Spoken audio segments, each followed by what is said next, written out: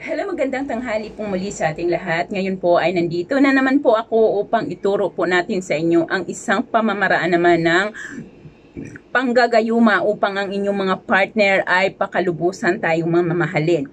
Ito po ay maaari po lamang sa mga magkakalapit na relasyon. Kung ito po sa mga LDR ay hindi po ito pwede, maliban na lamang po kayo kung kayo ay uuwi. So, kung uuwi kayo at makasama ninyo ang inyong mga partner ay pwede po natin itong gawin. Ngunit, kung ang inyong mga partner po ay malayo sa inyo ay maghintay po lamang kayo na kayo po ay makauwi. Ang gayuma po ito ay ating gagamitan ng ating mga kuko mismo, hindi kanya kundi atin. Sa kuko po natin sa kamay, sa kuko po sa ating kamay, or paari naman pong sa kuko sa ating paa, ngunit mas mainam po kung sa kuko lamang po ng ating kamay.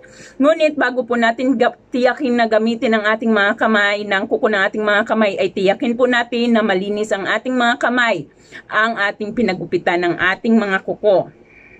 Maliban po doon sa kuko sa kuko, pwede pong kuko sa kamay or pwedeng kuko sa paa or pwede natin itong pagsamahin. Pwede po 'yon.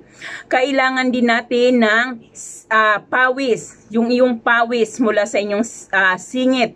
Pawis mula sa inyong mga singit. So, hindi mo naman kailangan maraming pawis nang galing sa inyong singit. Basta, for example, ay nakikita mong pinagpapawisan ng inyong singit, ay kumuha ka lamang ng, or punasan mo lamang ito sa iyong kamay, ganun din sa iyong kamay, at saka mo ito punas doon sa inyong sa kuko, kung saan mo ginamit ang kuko, kung saan mo inilagay ang kuko, kung saan mo nilagay ang kuko doon sa pinagupitan mo nito.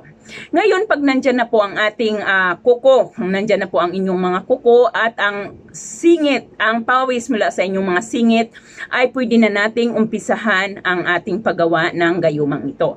Ano ba ang gagawin natin? Kumuha ka ng baso, yung malinis na baso. Ilagay mo doon